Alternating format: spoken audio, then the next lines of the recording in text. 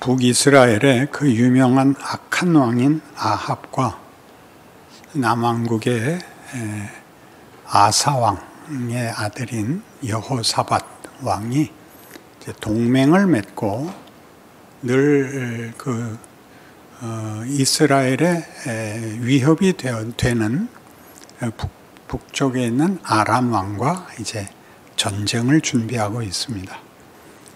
두 나라가 합심을 했으니 전에 전쟁에서 빼앗긴 영토들을 찾아올 것을 기대하고 또 이 일이 하나님께 합당한 일인지 하나님이 편들어 주실 것인지 선지자들에게 하나님의 뜻을 묻기로 합니다. 그래서 아합 왕이 자기 나라에 있는 선지자들을 불러서 묻자 모두가 하나님께서 이 전쟁을 승리케 하시겠다 하셨으니 전쟁하러 나가십시오. 승리를 취하십시오.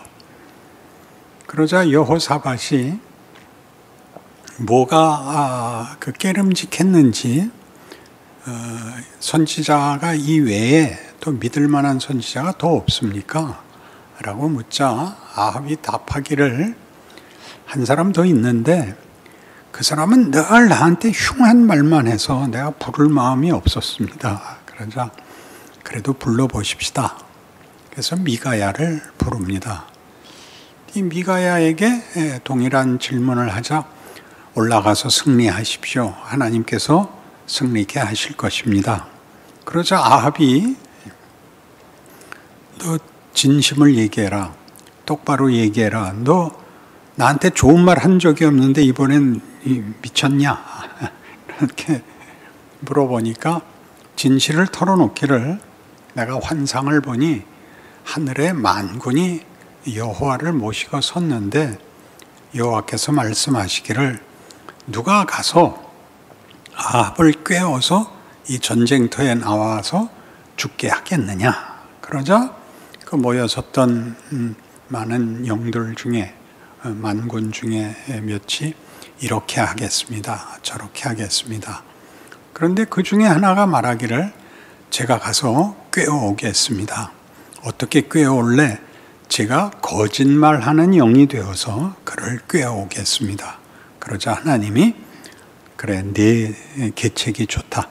너는 가서 그를 속여서 죽음의 자리에 끌어내라. 네가 성공할 것이다. 이렇게 되는 장면입니다. 그래서 이 길르앗 라못이라는 장소의 전투에서 결국 아합이 죽게 됩니다. 이 글을 읽으면서 우리가 놀라는 것은 하나님이 거짓말을 시킬 수 있냐 하는 것입니다. 이건 상당히 놀라운 문제죠. 하나님의 정의, 하나님의 도덕성에 어긋나는 일을 하나님이 하실 수 있단 말인가 하는 생각이 우리 마음에 들어야 마땅합니다. 하나님께서 정의롭지도 않고 도덕적이지도 않은 말하자면 누구를 속이고 그를 죽음의 자리로 이끌어내는 이런 비겁한 방법을 명하시고 허락하시고 보내실 수 있단 말이냐 하는 것입니다. 이 문제는 우리 모두에게 이런 질문을 가지게 하는 것이죠. 하나님이 거짓말을 할 수 있느냐 하는 문제죠. 그럼 하나님이 거짓말을 한다면 타당한 근거는 뭐냐 하는 대로 또 와야 됩니다.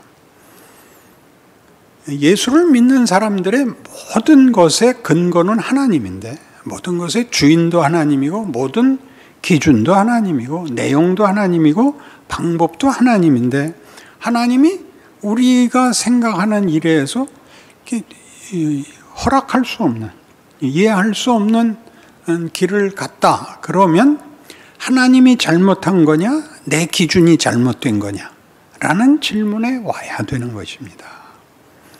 그러니까 말하자면 우리는 예수를 믿지만 예수를 믿는 것보다 더 밑바닥에 깔린 신앙의 근거는 도덕성입니다. 그래서 무슨 일이 있으면 내 안에 먼지 털기를 먼저 해서 하나님 앞에 응답을 받을 도덕적 현실을 만들어 놔야 기도가 나오고, 기도가 응답을 받고, 또 꾸중을 듣거나 어려운 일이 당하면 돌아서서 도덕적 과오를 먼저 밝히고 지우고 돌이키고 하는 것으로 우리의 신앙이 결국은 하나님이 아니라 도덕에 기준하고 있다는 것을 발견해야 됩니다. 그래서 이 도덕이 기준이 되어 있는 사람들의 그 문제가 뭐가 되느냐 하면 그 규칙을 벗어나는 일이 생기면 이제 화를 내게 된다는 것이죠. 그게 욥입니다. 그러니까 욥기 7장에 가보시면, 여러분 제가 많이 인용했으니까 제가 읽죠. 욥기 7장 17절. 사람이 무엇이기에 주께서 그를 크게 여기사 그에게 마음을 두시고 아침마다 권징하시며 순간마다 단련하시나이까. 주께서 내게서 눈을 돌이키지 아니하시며 내가 침을 삼킬 동안이라도 나를 놓지 아니하시기를 어느 때까지 하시리이까. 사람을 감찰하시는 이여 내가 범죄하였던들 주께 무슨 해가 되오리이까. 어찌하여 나를 당신의 관역으로 삼으셔서 내게 무거운 짐이 되게 하셨나이까. 주께서 어찌하여 내 허물을 사하여 주지 아니하시며 내 죄악을 제거하여 버리지 아니하시나이까. 내가 이제 흙에 누우리니 주께서 나를 애써 찾을지라도 내가 남아있지 아니하리이다. 아주 묘한 고백이 나오는데 고백이기보다 원망입니다. 친구들이 찾아와서 욥에게 하는 말이, 네가 고난을 받는 거 보니까 너한테 죄가 있다. 그러니까 욥의 대답이, 난 죄 없다. 난 잘못한 것이 없다. 그러면 하나님이 잘못했단 말이냐? 이렇게 되는 거죠. 그니 욥이 생각해도 하나님이 잘못했다고는 말할 수 없으니까 이제 마지막으로 나온 게, 내가 저께 죄를 지었던들, 하나님 뭐 그렇게 심각하십니까? 하나님은 하나님 아닙니까? 나 때문에 이렇게 나를 볶아야 되고 나하고 씨름을 하셔야 되겠습니까? 난 이제 못 해먹겠습니다. 난 죽어버릴 테니까 마음대로 하십시오. 이 말에는 그가 당하는 시련을 사실 자기가 이해할 수 없고, 그러는 하나님에 대하여 죽음으로 항변하는 것은 자기를 변론하는 게 아니라 답이 없구나. 내가 아는 하나님의 기준과 요구에는 내가 틀린 것이 없다고 생각했는데 어려움이 생긴 걸 보면 도대체 난 모르겠다. 난 이건 견딜 수가 없다. 이렇게 된 것입니다. 그러니 이런 문제들, 우리가 우리의 신앙생활 속에서 어지간하면 그냥 넘어갔다가 무슨 일이 생기면 이거 이제 기억나는 것 모두를 들춰내서 씻어내고 이제 고백하고, 그리고 생각나지 않은 것까지 이제 다 고백해도 문제가 해결되지 않으면 그 다음엔 어떡할 겁니까? 그게 이제 욥의 질문인 셈입니다. 그러면 보통 체념해 버립니다. 죽어버릴 수 있으면 좋은데 하나님이 허락하시지 않으면 죽지도 못합니다. 그런 간증은 늘 있습니다. 목을 맸는데 밧줄이 끊어졌다. 이런 얘기. 강물에 뛰어들었더니 물고기가 자기를 위로 올려서 홀 수 없이 살았다. 이런 얘기는 한없이 있습니다. 죽을 수도 없는 이것. 오늘 거짓말에 대해서 좀 더 직접적인 연결이 있는 성경 구절을 찾으면 예레미야 20장. 아주 놀랍습니다. 예레미야 20장에는 예레미야가 선지자 사역을 하면서 당하는 고난에 대해서 하나님께 항변하는 것입니다. 뭘 항변하느냐 하면, 하나님의 선지자로 부름을 받아서 사역을 했는데 돌아온 건 비난과 핍박뿐입니다. 에 대한 이제 원망입니다. 20장 7절. 여호와여, 주께서 나를 권유하심으로 내가 그 권유를 받았사오며, 그러니까 하나님께서 선지자로 불러서 그 선지직을 받았으며, 주께서 나보다 강하사 이기셨으므로 하나님께서 나를 이 일에 강권하셨기 때문에 내가 조롱거리가 되니 사람마다 종일토록 나를 조롱하나이다. 내가 이거 하고 싶어서 한 게 아니라 하나님이 시켰는데 이렇게 조롱받고 핍박받게밖에 돌아오는 보상이 없단 말입니까? 이런 뜻입니다. 근데 이 말은 우리말이 좀 의역이 됐어요. 직역하면 이렇습니다. 여호와여, 주께서 나를 속이셨으므로 내가 속았습니다. 게다가 하나님이 우겨서 할 수 없이 맡았는데 그 보상이 이거밖에 없단 말입니까? 이런 뜻입니다. 여기 속였다가 나옵니다. 예레미야는 뭘 속았을까요? 하나님께서 그를 세워서 하나님의 뜻을 알리고 하나님의 백성을 향하여 그들을 권고하기 위해서 세웠으면 그들 앞에 갔을 때 어떤 권위적인 보상, 어떤 하나님의 큰 뜻에 대한 저들의 항복 같은 것들을 보상받을 줄 알았더니 거꾸로 이 직분을 맡는 바람에 어느 누구보다도 형편없는, 아니 처절한 인생을 살게 됐죠. 그러니까 성경은 뜻밖의 우리로 하여금 너희가 하나님을 도덕적 기준으로 이해하고 기대하고 그렇게 현실을 적용하기 때문에 하나님이 무엇 하려고 그러는지 도무지 모르고 있다, 이렇게 지적하고 있는 것입니다. 그럼 이 하나님이 하시는 일을 이런 도덕적 기준이 아닌 하나님의 기준이 뭔지 모르겠지만 구약에서 우리가 보는 이 두 가지 예에서는 하나님이 거짓말도 하신다, 속이기도 하신다를 긍정적으로 어떻게 쓰시는가를 보려면 이제 로마서 5장으로 가야 됩니다. 로마서 5장에 오면 구원에 관한, 예수로 말미암는 구원에 관한 표현이 이렇게 되어 있습니다.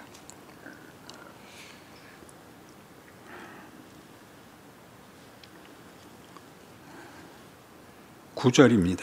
로마서 5장 9절. 그러면 이제 우리가 그의 피로 말미암아 의롭다 하심을 받았으니 더욱 그로 말미암아 진노하심에서 구원을 받을 것이라. 곧 우리가 원수되었을 때 그의 아들의 죽으심으로 말미암아 하나님과 화목되게 되었은즉 화목된 자로서는 더욱 그의 살아나심으로 말미암아 구원을 받을 것이니라. 그뿐 아니라 이제 우리를 화목하게 하신 우리 주 예수 그리스도로 말미암아 하나님 안에서 또한 즐거워하느니라. 이거 잘 읽어내지 못하는 겁니다. 왜 잘못 읽어내냐면 예수님의 구속 사역을 너무 이렇게 그 큰 내용을 하나로 묶어서 예수님이 우리를 위하여 죽으셨어, 그래서 우리는 이제 구원을 받았어, 하나님의 사랑과 예수 안에서 우리의 구원이 영원한 우리의 운명이 됐어, 이렇게만 묶는데 잘 생각해 보세요.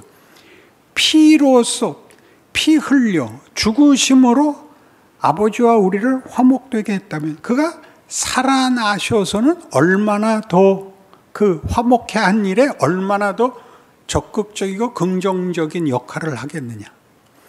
죽음이 우리를 죄에서 사망에서 우리를 불러일으켰다면 생명이신 영생이신 예수께서 그 다음에 주실 것은 얼마나 크겠느냐. 이렇게 반전을, 그 둘의 그 비유를 우리에게 보여주고 있습니다. 하나님의 거짓말이 일을 한다면 하나님의 긍정적인 약속들은 얼마나 더 크겠느냐, 이렇게 말을 합니다. 그런데 이 말이 우리에게 어려운 것은, 이게 어려운 것은 무엇 때문에 어려우냐면 앞에서도 얘기했듯이 도덕적 기준이 신앙의 기준이 되자 아버지와 우리 사이는 부모와 자식의 관계, 인격과 인격의 관계, 사랑과 약속의 관계가 아니라 비정한, 무정한, 인격이 없는 이 비정한 규칙이 기준이 되는 바람에 이게 비정하고 무정하면 용서가 없죠. 그러니까 부모가 자식을 기르면 딱 규칙대로 하는 게 아니라 어지간한 잘못에 대해서 다른 아이들에게는 화를 낼 필요 없는데 자기 자식에게는 너무 험하게 뭐라 그럴 수 있죠. 너 그러면 안 돼? 너 누가 그러라 그랬어? 왜 그따위로 행동해? 쟤한테는 왜 안 그러세요? 쟤는 내 자식이 아니잖아. 넌만 내 자식이잖아. 그게 말하자면 여기 나오는 거짓말로 표현된 것 같이 하나님은 우리가 부모와 자식의 관계이기 때문에 더 엄하시고, 그리고 그 모든 것은 우리의 유익과 우리의 복을 위해서 있는 것이기 때문에, 왜 하나님이 화를 내시고 우리를 그 궁지에 몰아넣으시느냐는 전부 다 거기가 끝이 아니라 주시려는 영광, 주시려는 운명, 주시려는 지위를 인해서 있는 것이고, 그래서 우리가 회개를 한다면 일로 안 가고 앞으로 나가겠습니다, 더 잘하겠습니다가 있어야 되는데 잘하겠습니다가 없어져요. 죄를 안 짓는 게 다란 말이에요. 여기가 답답해지는 거죠. 로마서 9장에 가면 이스라엘의 실패에 대하여 사도 바울이 우리 이방인들에 대하여 예수와 복음을 믿지 않은 이스라엘의 실패를 너희 보고 손가락질하지 마라. 너희는 이스라엘의 실패로 인하여 복을 받았느니라. 그러니 저들의 실패가, 넘어짐이 너희에게 구원이 되었다면 저들이 회복될 때는 너희에게 얼마나 더 큰 영광이 있겠느냐, 이렇게 얘기합니다. 그러니까 2000년 기독교 역사에서 그토록 많이 유대인들을 비난하고 그들을 저주한 것은 얼마나 못난 짓입니까? 하나님이 이스라엘 백성에게 대해서 분내시고 아직까지도 그들의 회개가 어떤 의미에서 허락되지 않은 것은 그들로 분명한 어떤 놓칠 수 없는 증거가 되게 하시는 것입니다. 선민입니다. 하나님의 모든 약속이 주어졌던 백성입니다. 그 약속이 취소될 수 없다면 저들이 그 불순종과 무지로 인하여 받는 모든 벌들이 약속을 넘어선 게 아니라 약속 안에서 허용되고 있다, 약속은 그것보다 크다라고 말하는 증거로서 우리로 하여금 우리 생애에 우리를 무너뜨리는 것, 우리를 괴롭히는 것, 내 마음에 찾아오는 어떤 절망이나 체념 같은 것들을, 그래 우리는 약속 밖으로 나갈 리가 없어, 이 약속이 더 커 라는 대로 우리를 끌고 온다고 성경이 말을 하는 것이죠. 그러니 지금 돌아보십시오. 코로나 시대입니다. 모두가 이제 좋은 의미로 하죠, 이 말을. 그때가 좋았던 것을 몰랐어. 우리 다시 모여서 함께 찬송하고 성가대도 그득 차고 이 자리에도 모두가 모여서 함께 찬송을 부를 때 그때 좀 더 감사했을 걸, 좀 더 기뻐했을 걸, 좀 더 열심을 냈을 걸. 그때가 그립습니다. 그러면 제가 이렇게 반문하는 거죠. 그때가 그럼 천국이었다고? 그때는 코로나가 없는 자리에 불과했지, 그때 여러분이 영광의 수준에서 어느 괜찮은 수준에 있었다고 말할 수 없습니다. 한국교회에서 지금 그런 이건 정말 교회답다 하는 데는 별로 없습니다. 물론 우리 교회를 포함해서 그렇습니다. 그건 한국 교회사의 문제이지 누구의 잘못이 아닙니다. 교회사의 문제라는 건, 우리는 아직 기독교 역사가 짧습니다. 우리가 가진 유산은 순교와 부흥밖에 없습니다. 더 깊은 자리로 가는 것은 한국교회가 교회사적 시간이 짧음으로 인해서, 아직 경험 부족으로 인해서 거기까지 못 나와 있습니다. 그러니까 기껏 한다는 소리가 돌아가자죠. 안희숙 씨 죽으면 죽으리라. 그 책에서 안희숙 씨가 그 글을 쓰면서 내내 하는 고백이 뭐였죠? 나는 순교를 허락받지 못했어. 그 자책 속에 그 책을 씁니다. 순교가 끝이면 안 되죠. 죽음이 명예라면 살아있는 것은 더 큰 명예와 더 큰 기회가 돼야 맞죠. 그게 없으니까 죽는 것을 바라죠. 회개를 바란다면 회개하지 말고 돌아서서 나가보란 말이에요. 목사님 댕댕거리지 마세요. 그래, 안 댕댕거리게 좀 해봐요. 믿는 약속의 크기는 어마어마하단 말이죠. 여러분은 비로소 모든 것이 이렇게 하나님이 우리의 아버지로서 사랑하는 자식을 기름같이 온 정성을 다하여 꾸중도 하고 벌도 내리고 우리를 위해서라면 자신을 죽음에도 내놓고 조롱도 받으시고 외면도 당하시고, 우리가 부모가 자식을 위하여 모든 희생을 했으나 자식은 부모 보고 누구세요? 그러는 역사를 걸어왔다고 구약 내내 신약 내내 증언하고 있습니다. 그러나 하나님은 그 모든 것을 넘어 그 모든 것을 유익으로 삼는 자리로 은혜를 베푸십니다. 그 은혜는 거짓말이죠. 도덕으로 보면, 도덕적 규칙에 의하면 은혜는 거짓말입니다. 잘못했는데 잘했다 그러는 것 아닙니까? 안 믿는 사람들이 우리에게 그렇게 묻죠. 창조를 믿어? 그럼 야, 그 거짓말을 믿어. 그러죠. 자기네 이해에 벗어난 건 다 거짓말이래죠. 야, 처녀가 애를 낳은 걸 믿어? 안 믿지? 야, 그 거짓말을 믿어. 처녀가 애를 낳아도 할 말이 있다는 게 그런 속담도 몰라? 거짓말이죠. 우리가 아는 규칙을 벗어나죠. 그럼 뭘 뜻한다고요? 부모가 자식을 기를 때 가지는 끝이 없는 품, 그 보호와 진정성의 깊이와 높이의 크기를 우리에게 나타내는 것, 그것이 거짓말입니다. 은혜를 베푸시며 기적을 행하시며 우리를 위하여 죽으시며 우리를 위하여 날마다 기도하시며 우리에게 새삼스럽게 약속을 반복하시며 우리로 세상 속에서 잘못 가진 목표와 생각들을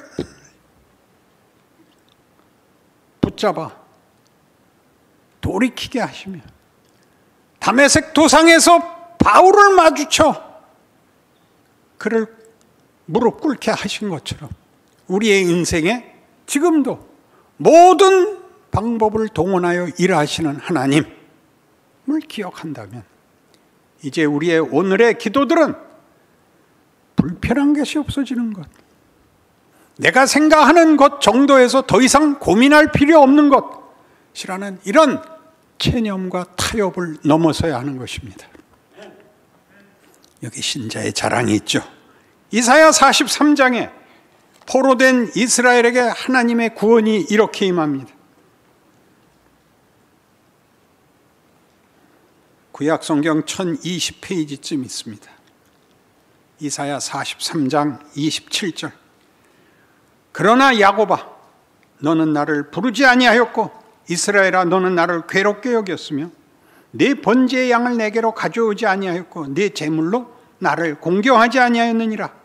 나는 제물로 말미암아 너를 수고롭게 하지 아니하였고 유향으로 말미암아 너를 괴롭게 하지 아니하였거늘 너는 나를 위하여 돈으로 향품을 사지 아니하며 희생의 기름으로 나를 흡족하게 하지 아니하고 네 죄짐으로 나를 수고롭게 하며 네 죄악으로 나를 괴롭게 하였느니라.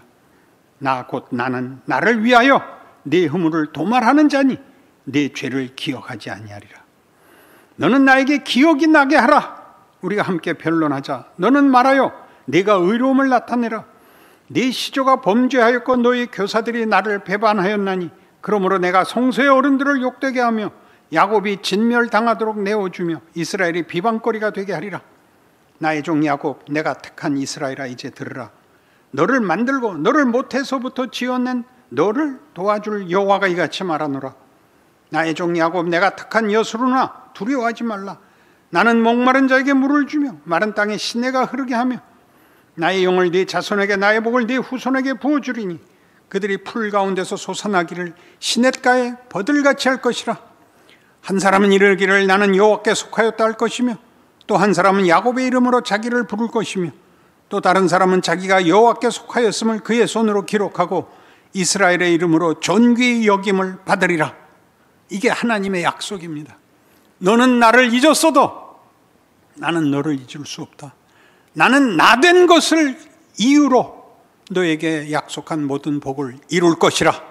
너희는 끝내 나는 하나님의 자식이라, 나는 여호와의 자식이라 하는 나를 내가 만들고야 말겠다. 그런 인생을 사는 줄 아시는, 세상의 위협과 도전이 현실이 아니고 하나님의 일하심과 깨우치심과 우리를 기르시는 것이 현실이라는 사실을, 세상의 위협이 현실인 것을 보는 것만큼 성경의 약속들을 기억하시는 여러분들의 현실이요 인생이 되시기를 바랍니다. 기도하십시다.